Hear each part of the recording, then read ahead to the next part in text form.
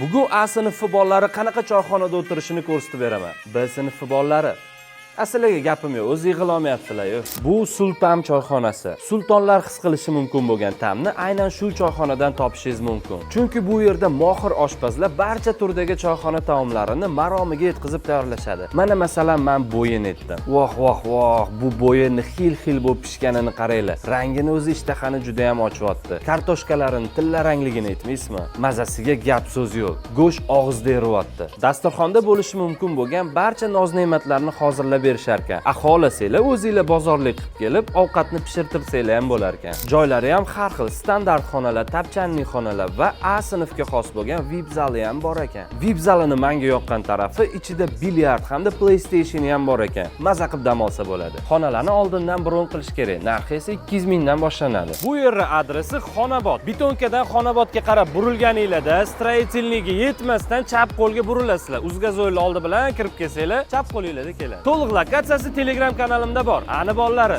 bu videoga bitta like bosib, Bda o'qigan tanishinglarga jo'natib qo'yinglar.